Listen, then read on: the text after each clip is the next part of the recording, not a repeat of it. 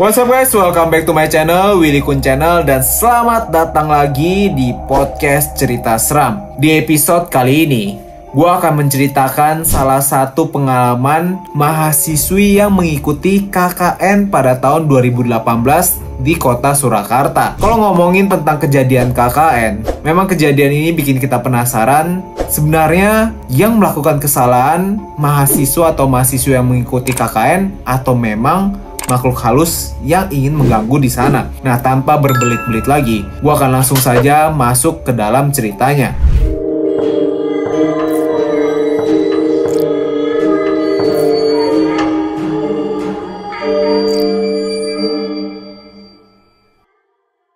Kisah ini saya dengar selama saya mengikuti KKN tahun 2018 lalu. Saya merupakan seorang mahasiswi perguruan tinggi negeri di Surakarta. Dan tepat setahun lalu, saya mengikuti kegiatan KKN di salah satu kecamatan di kabupaten di Jawa Tengah. Jadi bukan di kota Surakartanya ya. Kebetulan saya perempuan dan saya mengikuti KKN bersama 3 sahabat perempuan saya. Karena kami memang KKN reguler, jadi penentuan kelompok kami ditentukan oleh kampus kami. Kami akhirnya berpisah karena kami berbeda kelompok, namun masih dalam lingkup satu kecamatan. Jadi, kami saling bercerita bagaimana pengalaman KKN di kelompok masing-masing. Dan akhirnya, salah satu teman saya tersebut bercerita tentang kelompok KKN di desa yang lain yang mengalami kejadian mistis. Saya bertanya, kejadian seperti apa yang mereka alami? Jadi, awal mulanya setiap kelompok KKN kami semua 10 orang sehingga menyebabkan penduduk desa diminta untuk menyediakan tempat tinggal atau bisa kita sebut sebagai posko KKN. Kalau kalian pernah mengikuti KKN, pasti kalian tidak akan asing mendengar istilah ini. Diceritakan bahwa salah satu posko yang ada di wilayah KKN ini terkesan cukup mistis. Sebut saja desanya sebagai Gotham agar tidak mengundang polemik. Awalnya, kepala desa Gotham kebingungan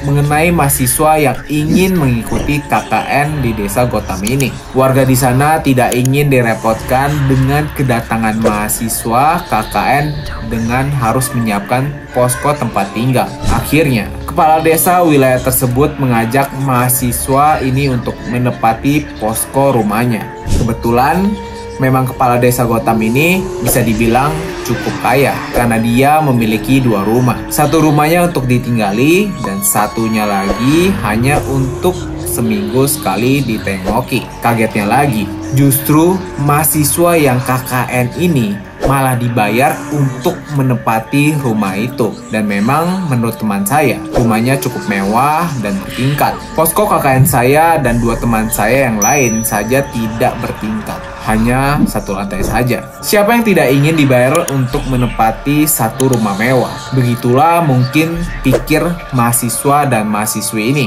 Di saat kelompok lain harus merogoh kocek untuk bisa memiliki tempat tinggal selama KKN, kelompok ini justru dibayar untuk menempati rumah mewah. Tetapi ada hal aneh yang memang tidak diketahui. Kepala desa ini memerintahkan untuk mahasiswa yang menginap di salah satu rumahnya tersebut untuk tidak coba-coba masuk salah satu ruangan di lantai atas. Si mahasiswa bertanya, mengapa? Tetapi si kepala desa tidak banyak berbicara, hanya menyuruh saja. Baiklah, jika peraturannya hanya itu, tidak masalah, cerita salah satu teman saya. Tetapi dari cerita teman saya, diceritakan satu ruangan tersebut sering mengeluarkan suara aneh ketika sudah malam. Padahal ruangan tersebut dikunci oleh sang pemilik rumah, seperti suara sedang ramai di dalam, kata teman saya. Padahal tidak ada satu mahasiswa pun yang ke bagian kamar atas, semua tidur di lantai bawah. Lalu suara apa itu? Seketika, cerita tentang KKN di desa ini heboh, mengguncang seluruh kelompok KKN yang disebarkan di kabupaten ini. Kebetulan, salah satu anggota KKN saya, sebut saja namanya Melati, merupakan sahabat dari mahasiswa yang mengikuti KKN di desa Gotham. Saya menanyakan kepada Melati, apakah kejadian itu benar adanya agar Melati segera menanyakan kepada sahabatnya mengenai cerita ini. Dan karena Melati juga diliputi rasa penasaran yang luar biasa, ia pun bertanya kepada sahabatnya ini. Dan sahabatnya memang sudah mengkonfirmasi bahwa cerita ini benar adanya. Rumornya dikabarkan bahwa memang kepala desa Gotham ini menggunakan pesugihan untuk memperkaya dirinya dan melancarkan karirnya sebagai kepala desa. Sontak saja, ini menjadi pembicaraan di antara kelompok KKN lainnya. Namun, sahabat si Melati ini memerintahkan semua yang mengetahui kisah ini untuk tidak heboh, tidak menggembar-gemborkan hal ini. Lalu beberapa hari sebelum hari KKN berakhir, ketika Melati minta diceritakan kembali kisahnya yang sebenarnya oleh sahabatnya, mulut sahabatnya semua seperti terkunci rapat soal ini. Semua anggota KKN di kota Gotham tidak mau berbicara. Mereka bungkam 1000 bahasa soal ini. Bahkan, mereka sama sekali tidak ingin membahasnya. Entah apa yang sebenarnya terjadi pada desa Gotham ini. Itulah cerita yang saya dengar dari Melati dan sahabat saya yang lokasi KKN-nya tidak begitu jauh dari desa Gotham. Saya pun sebenarnya juga bingung apa yang sebenarnya terjadi. Dan itulah akhir kisah dari sang pencerita. Kalau ngomongin KKN ya guys, gue kalau nggak salah ingat gue pernah ngebahas juga salah satu kejadian KKN di salah satu desa juga, desa terpencil ya, dimana kepala desanya itu kasih nginep di satu pendopo di desa tersebut.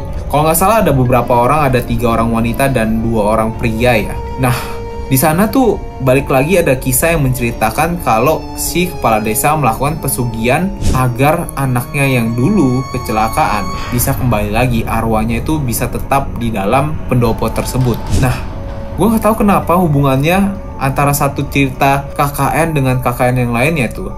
Biasanya kepala desanya melakukan ritual pesugihan seperti ini. Tapi sayangnya dari cerita ini yang perlu gue garis bawain ya, menurut gue pribadi kisahnya ini kurang klimaks gitu. Apa yang terjadi sebenarnya di dalam kamar tersebut juga kita belum tahu nih guys. Mungkin ada yang kenal dengan yang pernah melakukan KKN di desa ini guys, dan bisa kasih tahu detailnya. Bisa langsung aja share ya guys ya di Instagram Dwi Dikun, karena gue juga penasaran dengan kisahnya apa yang terjadi. Tapi gimana menurut kalian? Kalian yang pernah ngalamin atau pernah ngikuti KKN, ada gak sih pengalaman seperti ini?